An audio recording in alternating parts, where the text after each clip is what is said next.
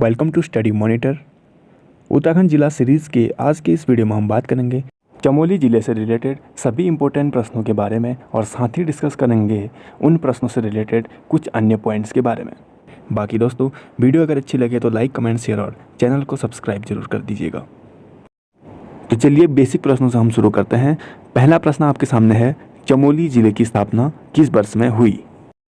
तो right answer हो जाएगा ऑप्शन बी 1960 में। जी हाँ, वर्ष 1960 फरवरी में चमोली को जो है नए ज़िले के रूप में स्थापित किया गया। और दोस्तों, वर्ष 1960 में उत्तराखंड के 2 और ज़िले बने थे। उनमें से एक था उत्तरकाशी और दूसरा था पिथौरागढ़ जनपद। तो ये भी आप लोग देख लीजिएगा साथ ही साथ। हम चलते हैं प्रश्न नंबर 2 की ओर। चमोली ज़िले का क्षेत्रफल कितना वर्ग किलोमीटर है? तो दोस्तों, जैसा कि आप सभी को पता होगा, चमोली जो है पूरे उत्तराखंड राज्य का सबसे बड़ा ज़िला है क्षेत्रफल की दृष्टि से। तो राइट आंसर हो जाएगा ऑप्शन डी 8030 वर्ग किलोमीटर। जी हाँ, 8030 वर्ग किलोमीटर क्षेत्र में फैला हुआ है यह चमोली जनपद, और यह जो उत्तराखंड का सबसे बड़ा जनपद है। हालांकि आयोग बहुत बार उत्तरकाशी को जो है नंबर पहले पर मानता है, लेकिन जो उत्तरकाशी का जो क्षेत्रफल है वो है 8016। तो इस चीज़ को आप थोड़ा सा ध्यान में रखिएगा। शायद ही एग्ज़ाम में ये प्रश्न पूछा जाएगा। अगर पूछा भी जाता है तो या तो उत्तरकाशी दिया होगा या फिर चमोली दिया होगा। तो इसको थोड़ा सा आप ध्यान में रखना। बाकी गूगल्स और सभी जगह तो चमोली को ही सबसे बड़ा ज़िला बताया गया है। चलते हैं प्रश्न नंबर 3 की ओर। चमोली जनपद का जिला मुख्यालय कहाँ है? तो ऑप्शन से आप लोग देख लीजिएगा। राइट आंसर हो जाएगा ऑप्शन डी गोपेश्वर। जी हाँ, इसके बारे में अगर हम थोड़ा सा बात करें तो हुआ क्या था, 20 जुलाई 1970 को अलकनंदा नदी में जो एक विशाल बाढ़ आई थी, जिसमें यहाँ का जो राजकीय भवन था वो नष्ट हो गया। इसीलिए जो है यहाँ से चमोली का जो मेन एरिया है वहाँ से 11 से लेकर 14 किलोमीटर दूर एक गोपेश्वर नामक स्थान है, जहाँ पर जो है जिला मुख्यालय बनाया गया। तो इसका राइट आंसर हो जाएगा गोपेश्वर। और गोपेश्वर के बारे में अगर हम थोड़ा सा बात करें तो यहाँ पर जो है विदिशा के नागवंशी राजा गणपतिनाथ जो 4वीं सदी के थे, उन्होंने जो है मध्य हिमाद्री क्षेत्र का एक विशाल मंदिर जिसका नाम है रुद्र महालय बनवाया था। और यह प्राचीन मंदिरों में से राज्य का सबसे बड़ा मंदिर है। एक प्रश्न ये भी उठ सकता है, तो नाम क्या है? रुद्र महालय। यह प्राचीन मंदिरों में से सबसे बड़ा मंदिर। तो यह भी बहुत बार प्रश्न पूछा गया है। चलते हैं प्रश्न नंबर 4 की ओर। बद्रीनाथ मंदिर कितने भागों में बटा है? काफ़ी इंपॉर्टेंट प्रश्न है।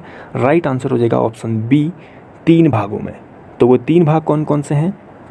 पहला है आपका सिंहद्वार, दूसरा है मंडल और तीसरा है गर्भगृह। तो बहुत बार ये प्रश्न देखने को भी मिला है। अब जानते हैं बद्रीनाथ के बारे में। तो जो बद्रीनाथ है वो प्रमुख दर्शनीय स्थलों में से, जैसे कि आप जानते होंगे, पंच बद्री जो कि 5 के 5 चमोली जनपद में हैं, उनमें से एक है। तो जिसे जो है विशाल बद्री के नाम से भी जाना जाता है। और पुराणों और महाभारत में इसे मुक्तिप्रदा, योग सिद्धा, बद्री वन, बद्रिकाश्रम, नर नारायणाश्रम और विशाला आदि जैसे अनेक नामों से संबोधित किया गया। और यह उत्तराखंड ही नहीं बल्कि पूरे देश के 4 धामों में से एक है। और दोस्तों, यह जो है समुद्र तल से 3133 मीटर की ऊंचाई पर स्थित है। और इसके अलावा नर और नारायण नामक 2 पर्वत श्रेणियों के पार्श्व में यह स्थान स्थित है। और इससे रिलेटेड अगर हम कुछ पॉइंट्स के बारे में डिस्कस करें तो उनमें से मेन जो पहला पॉइंट है वो है, यहाँ पर जो प्रसिद्ध 5 कुंड हैं। वो कौन कौन से हैं आइए जानते हैं। पहला है तप्त कुंड, दूसरा है नारद कुंड, तीसरा है सत्यपथ कुंड, चौथा है त्रिकोण कुंड और 5वां है मानुषी कुंड। और अब जानते हैं यहाँ पे 5 शिलाएँ भी हैं, जिनमें से पहला है गरुड़ शिला, दूसरा है नारद शिला, तीसरा है मार्कंडेय शिला, चौथा है नरसिंह शिला और 5वां है बारा शिला। और थर्ड चीज़ जो है यहाँ पे वो है पंचधाराएँ, जहाँ पे स्नान और आचमन का बहुत ज़्यादा महत्व है। तो ये कौन कौन से हैं जानते हैं। पहला है कूर्म धारा, दूसरा है इंदु धारा, तीसरा है उर्वशी धारा, चौथा है प्रहलाद धारा और पांचवा है भृगु धारा। तो ये 3 चीज़ें काफ़ी इंपॉर्टेंट हैं जो कि 5 यानी पंच चीज़ें यहाँ पे हैं। इसके अलावा यहाँ पे जो है कुछ प्रमुख गुफाएं भी हैं, बहुत बार एग्जाम्स में देखने को मिलते हैं। तो उनमें से कौन कौन से देखते हैं। एक तो है आपका गरुड़ शिला गुफा, दूसरा है स्कंद गुफा और तीसरा है राम गुफा। और दोस्तों जैसे कि आप लोग जानते होंगे कि बद्रीनाथ से लगभग 3 किलोमीटर आगे भारत का अंतिम सीमांत गांव पड़ता है जिसका नाम है माणा। तो वहाँ पर कुछ मेन गुफाएं हैं जिनमें से पहला है व्यास गुफा, दूसरा है गणेश गुफा और तीसरा है मुचकुंदर गुफा। तो ये कुछ इंपॉर्टेंट पॉइंट हैं बद्रीनाथ मंदिर से रिलेटेड। बाकी आपने बद्रीनाथ के बारे में और जानकारी बुक्स और अनेक माध्यम से आपने पढ़ा होगा। तो ये कुछ इंपॉर्टेंट पॉइंट्स हैं एग्जाम्स के लिए। तो दोस्तों प्रश्न नंबर 5 है आपके सामने, प्रमुख पंच केदारों में से निम्न में कौन सा मंदिर चमोली जिले में है। तो इस तरह से भी प्रश्न पूछता है हमेशा। तो ऑप्शन से आप लोग देख लीजिएगा, राइट आंसर हो जाएगा ऑप्शन बी रुद्रनाथ। जी हाँ, जो रुद्रनाथ है वो चमोली ज़िले में है और इसके अलावा जो कल्पेश्वर महादेव है वो भी चमोली में है। तो हम देखते हैं कि बाकी के जो 3 हैं वो कहाँ पे हैं। वो हैं आपके रुद्रप्रयाग डिस्ट्रिक्ट में, और 2 कौन कौन से हैं, रुद्रनाथ और कल्पेश्वर महादेव हैं हमारे चमोली में। तो आप 5 को जरूर याद कर लीजिएगा।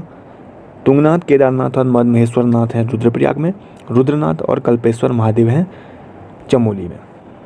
तो प्रश्न नंबर 6 है जो कि इसी से रिलेटेड प्रश्न है, पंच केदारों में से किस मंदिर में भगवान शिव के जटा की पूजा की जाती है। ध्यान से देख लीजिएगा, इस तरह के प्रश्न जरूर पूछता है एग्जाम्स में। तो राइट आंसर हो जाएगा ऑप्शन सी कल्पेश्वर महादेव। जी हाँ, कल्पेश्वर महादेव मंदिर में भगवान शिव के जटा की पूजा की जाती है। और अन्य जो 3 जो भगवान के 3 और भाग थे उनकी पूजा कहाँ कहाँ पे की जाती है, इनके बारे में हम आइए जानते हैं। तो जो रौद्रमुख की पूजा की जाती है वो है रुद्रनाथ में, और नाभि की पूजा की जाती है मदमेश्वर नाथ में, भुजा की पूजा की जाती है तुंगनाथ में, और चौथा जो मैंने बताया कि जटा की पूजा की जाती है कल्पेश्वर महादेव में। तो भगवान शिव के जो है 4 भागों की पूजा की जाती है। तो प्रश्न नंबर 7 आपके सामने है, अलकनंदा और सरस्वती नदी का संगम किस स्थान पर होता है, जो कि काफ़ी महत्वपूर्ण प्रश्न है। हर बार जो है संगम से एक प्रश्न देखने को मिलता है। तो राइट आंसर हो जाएगा केशव प्रयाग। तो ये केशव प्रयाग नामक स्थान कहाँ पर है, माणा गांव में, जो कि बद्रीनाथ से 3 किलोमीटर आगे है। अंतिम सीमांत गांव के नाम से इसको जानते हैं। तो ये माणा गांव में क्या होता है, केशव प्रयाग में अलकनंदा और सरस्वती नदी का संगम होता है।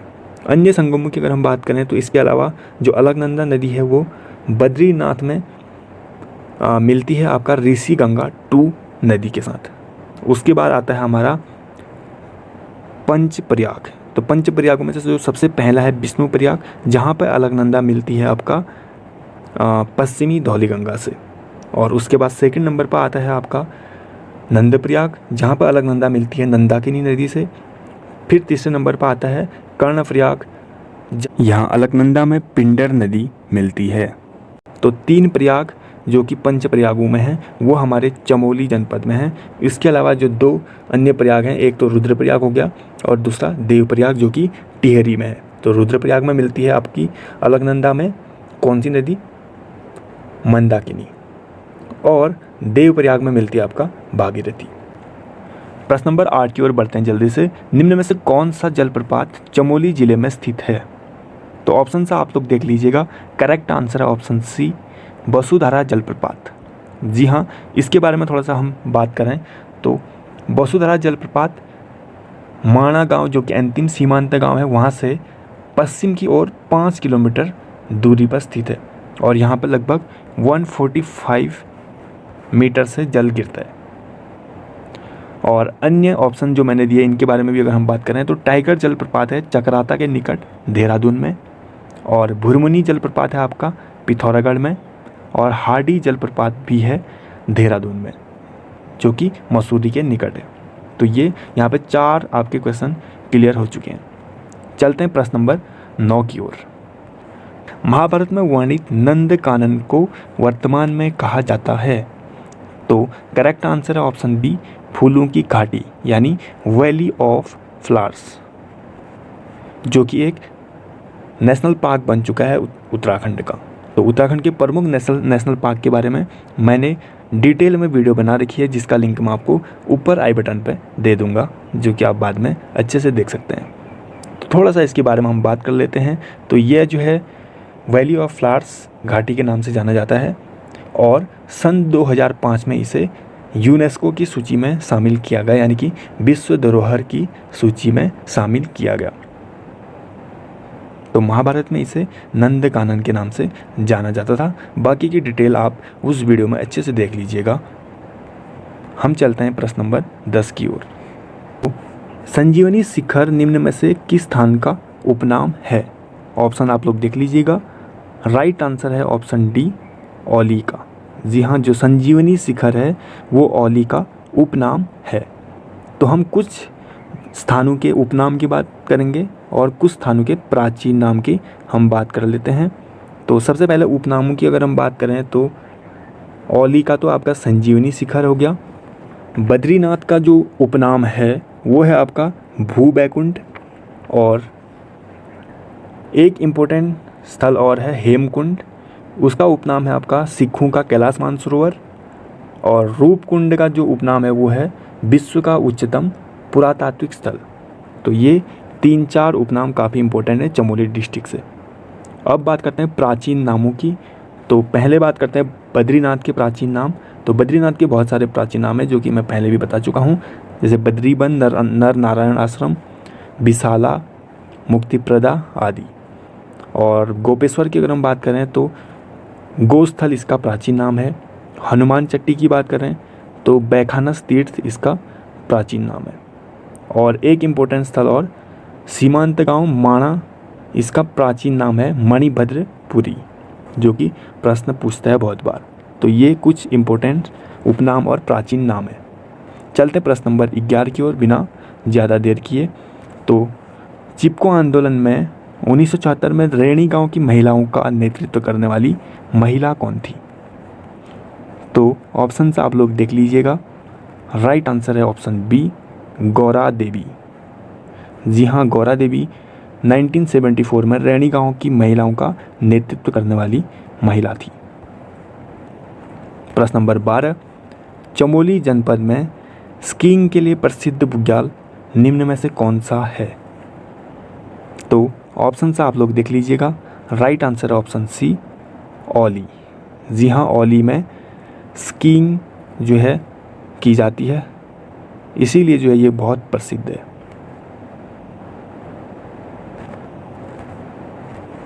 थोड़ा सा इसके बारे में हम बात कर रहे हैं। तो जो औली है वो जोशीमठ से लगभग 15 किलोमीटर दूर है और विश्व प्रसिद्ध नंदा देवी जैसे कामेट, माणा, द्रोणागिरी, नीलकंठ, हाथी, गौरी आदि पर्वत श्रृंखलाओं से यह घिरा हुआ है। और यह बुग्याल जो है एशिया का सुंदरतम ढाल और स्कीइंग का एक केंद्र है। और यहाँ पे स्कीइंग करने के लिए जो है बहुत सारे देश के ही नहीं बल्कि विदेश से भी लोग आते हैं। और इसके अलावा जो दयारा बुग्याल है, दयारा बुग्याल, यह भी जो है स्कीइंग के लिए प्रसिद्ध है। और यहाँ पे शीतकाल में स्कीइंग होता है और शीतकाल में स्कीइंग प्रशिक्षण केंद्र यहाँ पे है। और जो पर्वतारोही चंद्रप्रभा संतवाल थे, उन्होंने इस स्थान को जो है पर्यटन मानचित्र में लेकर आए थे। और यह स्थान कहाँ पे है? ये है उत्तरकाशी में। और बाकी एक और बुग्याल मैंने दिया है बेदिनी बुग्याल, तो ये भी जो है हमारे चमोली डिस्ट्रिक्ट में है और यह जो है सबसे बड़ा बुग्याल है। जी हाँ दोस्तों, सही सुना आपने, यह जो है सबसे बड़ा बुग्याल है पूरे उत्तराखंड का, जो कि रूपकुंड के पास है। और यह जो है मखमली घासों के लिए प्रसिद्ध है। तो बहुत बार प्रश्न यह भी पूछता है कि मखमली घासों के लिए कौन सा बुग्याल प्रसिद्ध है, तो ये आ जाएगा बेदिनी। और अगर पूछेगा कि सबसे बड़ा बुग्याल उत्तराखंड का, तो वह भी है आपका बेदिनी, जो कि चमोली में ही है। और बगजी बुग्याल भी चमोली में ही है, जो कि पिंडर और कैल स्थानों के बीच बसा हुआ है। तो अब चलते हैं प्रश्न नंबर 13, जोशीमठ औली रोपवे कब शुरू किया गया? तो इसका राइट आंसर है आपका ऑप्शन डी, अक्टूबर 1993 में। तो दोस्तों जोशीमठ से सड़क मार्ग से अगर हम जाएं तो 15 किलोमीटर की दूरी पर है, और अगर हम रोपवे से जाएं तो 4.15 किलोमीटर है। तो रोपवे कब शुरू हुआ था? अक्टूबर 1993 में। और यहाँ के बारे में थोड़ा सा अगर हम बात करें तो यह 2540 मीटर से लेकर 3050 मीटर की ऊंचाई तक फैला हुआ है। और स्कीइंग के लिए जो क्षेत्र है वो 6 किलोमीटर लंबा है और 2 किलोमीटर चौड़ा है। इसका प्राचीन नाम मैंने बताया पहले, उपनाम संजीवनी शिखर। और इस शिखर पर कुछ मंदिर भी हैं, जिनमें से एक तो है प्राचीन हनुमान मंदिर और दूसरा है अंजनी माता का प्राचीन मंदिर। तो ये दो भी इम्पोर्टेंट हैं औली से। चलते हैं प्रश्न नंबर 14 की ओर। चमोली का कौन सा स्थान या नगर चायों के बागानों के लिए प्रसिद्ध है? तो राइट आंसर है ऑप्शन डी, गैरसैंण। जी हाँ, गैरसैंण जो है चमोली ज़िले में स्थित गढ़वाल और कुमाऊं का एक केंद्र बिंदु है।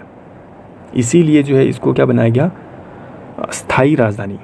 जी हाँ, उत्तराखंड की स्थायी राजधानी इसको बनाया गया था। चाय के बागानों के लिए यह प्रसिद्ध नगर है और विधानसभा का दूसरा भवन यहाँ पर बनाया गया, जो कि कहाँ पर बनाया गया? भराड़ीसैंण, गैरसैंण में। तो ये काफ़ी इम्पोर्टेंट प्रश्न है। प्रश्न नंबर 15 की ओर हम चलते हैं। चमोली के किस स्थान को प्राचीन काल में योशी कहा जाता था? तो इसका right answer option C, Joshimath नामक स्थान को। जी हाँ, जोशीमठ नामक स्थान को प्राचीन काल में योशी के नाम से जाना जाता था। अब जोशीमठ के बारे में अगर हम बात करें तो जोशीमठ जो है संस्कृत के शब्द से बना है, जो कि है ज्योतिर्मठ। इसका अर्थ क्या होता है? शिव के ज्योतिर्लिंग का स्थल। और यहाँ पर जो है आदि गुरु शंकराचार्य जी ने तपस्या की थी और उन्होंने ही इस मठ की स्थापना की थी। और हिंदुओं में यह भी माना जाता है कि शरद ऋतु में जो भगवान बद्रीनाथ जी हैं वो यहाँ पर विश्राम करते हैं, यानी जोशीमठ नामक स्थान पर विश्राम करते हैं। प्रश्न नंबर 16 है आपका, हेमकुंड साहिब को सिखों के तीर्थ स्थल के रूप में कब स्थापित किया गया? तो इसका राइट आंसर है ऑप्शन बी, 1930 में। जी हाँ, सन 1930 ईस्वी को जो हेमकुंड साहिब है उसे सिखों के तीर्थ स्थल के रूप में स्थापित किया गया। इसके बारे में थोड़ा सा बात करें तो यह जोशीमठ से लगभग 29 किलोमीटर दूर स्थित है और गंधमादन जैसे आदि 7 भव्य बर्फ से ढके हुए पहाड़ों से घिरा हुआ यह है, जिनको क्या बोलते हैं? हेमकुंड पर्वत। और इनके जो बीचों बीच है एक स्वच्छ जल की एक बहुत बड़ी झील है, और जहाँ पर हाथी पर्वत और सप्तशृंग पर्वत शिखरों से जल पोषित होता है या फिर आता है। और झील से जो है एक छोटी सी नदी निकलती है जिसका नाम क्या है? हिमगंगा। तो इसको भी याद कर लीजिएगा, कभी कभी पूछता है। और जो झील है उसके समीप पर एक गुरुद्वारा है जो कि सिखों के तीर्थ स्थल के रूप में स्थापित हुआ सन 1930 में। तो अब चलते हैं हम प्रश्न नंबर 17 की ओर। चमोली में स्थित नंदा देवी जैव मंडल रिजर्व को राष्ट्रीय पार्क के रूप में कब स्थापित किया गया? तो राइट आंसर है ऑप्शन सी, 1982 को। जी हाँ, सन 1982 को नंदा देवी जैव मंडल रिजर्व को नेशनल पार्क के रूप में स्थापित किया गया। मैंने इसकी पूरी फुल डिटेल वीडियो बना रखी है, आप लोग प्लेलिस्ट में जाकर देख सकते हैं या फिर मैं डिस्क्रिप्शन में लिंक डाल दूंगा, वहाँ से आप लोग देख लीजिएगा। प्रश्न नंबर 18 की ओर चलते हैं। चमोली जिले की कौन सी विधानसभा क्षेत्र की सीट अनुसूचित जाति हेतु सुरक्षित या आरक्षित है? तो इसका राइट आंसर है ऑप्शन सी, थराली। जी हाँ दोस्तों, बात करें अगर चमोली के विधानसभा क्षेत्रों की, तो चमोली में 3 विधानसभा क्षेत्र हैं जो कि ऑप्शन मैंने लिए हैं। एक है कर्णप्रयाग, दूसरा है बद्रीनाथ, तीसरा है थराली। तो जो थराली वाला विधानसभा क्षेत्र है वहाँ पे अनुसूचित जाति हेतु सीट आरक्षित है, तो ये भी आप लोग याद कर लीजिएगा। क्वेश्चन नंबर 19 है, निम्न में से कौन सा कुंड चमोली जिले में स्थित नहीं है? तो आपको ये बताना है कि कौन सा कुंड चमोली में स्थित नहीं है। ऑप्शन आप लोग देख लीजिएगा। करेक्ट आंसर है ऑप्शन डी, पार्वती कुंड। जी हाँ, जो पार्वती कुंड है वो पिथौरागढ़ जिले में स्थित है। बाकी के 3 कुंड, हेमकुंड, होमकुंड और ऋषि कुंड, ये तीनों चमोली जनपद में स्थित है। तो बहुत बार इस तरह से भी प्रश्न पूछता है, तो आप लोग एक बार कुंड वाला जरूर देख लीजिएगा।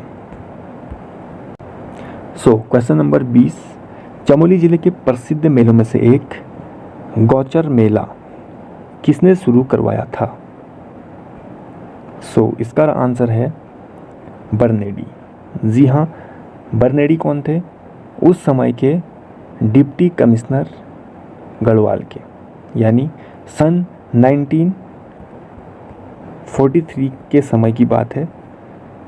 उस समय पे जो गढ़वाल के डिप्टी कमिश्नर थे बरनेडी, उन्होंने जो है इस मेले को शुरू कराया था। इसके बारे में थोड़ा सा बात करें तो ऐतिहासिक और सांस्कृतिक केंद्र गौचर में लगने वाला जो यह मेला है वो औद्योगिक और विकास मेला है।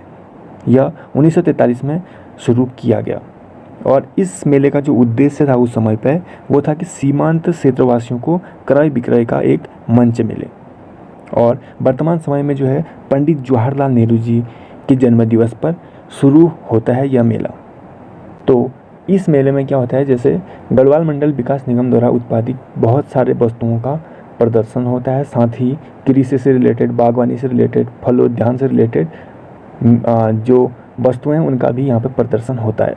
तो चमोली ज़िले से कुछ और हम मेलों की बात करें तो उनमें से एक है, पहला जो मुख्य है वो है काश्तकार मेला, एक है बसंत बुरांस मेला, और एक है बंड विकास मेला, और एक बहुत इम्पोर्टेंट मेला है जुगात उत्सव। तो ये 4 मेले बहुत ज़्यादा इम्पोर्टेंट है चमोली से। तो बहुत बार पूछ भी सकते हैं कि काश्तकार मेला कहाँ पर लगता है, तो इस तरह से आपने बताने हैं। हम चलते हैं प्रश्न नंबर 21 की ओर। अत्रि मुनि आश्रम के पास कौन सी नदी विशाल जलप्रपात के रूप में गिरती है? तो अत्रि मुनि आश्रम के पास में एक नदी है जो विशाल जलप्रपात यानी वाटरफॉल के रूप में गिरती है। तो आपने इसका आंसर बताना है। तो राइट आंसर है ऑप्शन ए, बालखिल्य नदी। अब चलते हैं प्रश्न नंबर 22 की ओर। तो मूर्तियों रहित मंदिर समूह बैतरणी कुंड किस जनपद में स्थित है? बहुत ज़्यादा इंपॉर्टेंट प्रश्न है। तो राइट आंसर हो जाएगा ऑप्शन बी, चमोली। जी हाँ, जो चमोली में बैतरणी कुंड है वो मूर्तियों रहित मंदिर समूह माना जाता है। तो इस तरह से भी प्रश्न पूछ सकता है कि मूर्तियों रहित मंदिर समूह कौन सा है? तो ऐसे भी आपने आंसर बताना है, बैतरणी कुंड, और कहाँ स्थित है? तो ये है चमोली में। प्रश्न नंबर 23, चमोली में नौटा उत्सव को किस नाम से जाना जाता है? तो राइट आंसर है ऑप्शन सी, हिमालयन महोत्सव या फिर हिमालय महोत्सव। यह कहाँ पर लगता है? यह लगता है आपका पांडुकेश्वर नामक स्थान पर, जहाँ पे योग ध्यान बद्री जी के मंदिर पे। तो ये भी आप याद कर लीजिएगा, योग ध्यान बद्री जी के मंदिर पे पांडुकेश्वर पे यह मेला लगता है, नौटा उत्सव, जिसे हिमालय महोत्सव के नाम से भी जानते हैं। और यह उत्सव जो है कुमाऊं में भी लगता है बहुत जगह पे, जैसे देवीधुरा नामक स्थान पर लगता है, मैंने पिछले वाले में बताया था। और इसके अलावा पूर्णागिरी में लगता है, सोमेश्वर द्वाराहाट में लगता है। तो ये चीज़ें। बाकी हम चलते हैं प्रश्न नंबर 24 की ओर। मैती आंदोलन से संबंधित व्यक्ति निम्न में से कौन है? तो यह प्रश्न काफ़ी इंपॉर्टेंट है, बहुत बार पूछा भी किया है। राइट आंसर हो जाएगा ऑप्शन बी, कल्याण सिंह रावत। तो ये हैं आपके मैती आंदोलन से संबंधित व्यक्ति। प्रश्न नंबर 25 और अंतिम प्रश्न है, आदिगुरु शंकराचार्य ने पूर्णागिरि पीठ की स्थापना किस स्थान पर की थी? तो राइट आंसर हो जाएगा ऑप्शन ए, जोशीमठ। जी हाँ, जोशीमठ नामक स्थान पर आदिगुरु शंकराचार्य जी ने पूर्णागिरि शक्तिपीठ की या फिर पूर्णागिरि देवी पीठ की स्थापना की थी। और यहाँ पर इसके अलावा एक वासुदेव मंदिर भी है। और अगर हम जोशीमठ की बात करें तो जोशीमठ में एक और प्रसिद्ध मंदिर है, वो है आपका नरसिंह देवता मंदिर। और इस मंदिर में नरसिंह भगवान की जो प्रतिमा की एक भुजा स्थापित है, मंदिर के सामने एक भवन भी है जिसमें पत्थर का एक कुंड और पीतल की 2 फुहारें हैं, जिन्हें हम क्या बोलते हैं, दंडधारा और नरसिंह धारा बोलते हैं इन 2 फुहारों को। और दोनों फुहारों के मध्य राम और सीता जी की पीतल की प्रतिमाएं स्थापित हैं और यहाँ पर हनुमान, गणेश, सूर्य आदि बहुत सारे मंदिर भी हैं। तो ये है आपका जोशीमठ के बारे में। सो आज आपके लिए प्रश्न है, चमोली और उत्तरकाशी के मध्य कौन सा दर्रा स्थित है? जी हाँ, चमोली और उत्तरकाशी जनपदों के मध्य कौन सा माउंटेन पास स्थित है? आपके पास 4 ऑप्शन हैं, करेक्ट आंसर आपने कमेंट बॉक्स में बताना है। और दोस्तों, मैंने जो है माउंटेन पासेस यानी उत्तराखंड के जो प्रमुख दर्रे हैं उस पर एक अन्य संपूर्ण वीडियो बनाई थी। अगर आपने उस वीडियो को देखा होगा तो आप आराम से इसका आंसर बता सकते हैं। और बहुत बार दर्रे से रिलेटेड एक प्रश्न एग्ज़ाम्स में देखने को ज़रूर मिलता है। साथ ही आप बता सकते हैं कि चमोली और अन्य जनपदों के मध्य कौन कौन से दर्रे हैं, जैसे चमोली और बागेश्वर। और इसके अलावा आप इंटरनेशनल वाले भी बता सकते हैं, चमोली और तिब्बत के मध्य कौन से हैं। तो ये सब आप डिटेल में कमेंट बॉक्स में बता सकते हैं ताकि अन्य स्टूडेंट भी उसको देखें और उसके बारे में जानें। Thank you so much for watching the full video. आशा करता हूँ कि आपको ये वीडियो हेल्पफुल लगी होगी। अगर आपको ये वीडियो अच्छी लगे तो लाइक और ज़्यादा से ज़्यादा दोस्तों तक इस वीडियो को पहुँचा दीजिएगा। और साथ ही नीचे दिए गए रेड कलर के सब्सक्राइब बटन को प्रेस करना बिल्कुल भी ना भूलें।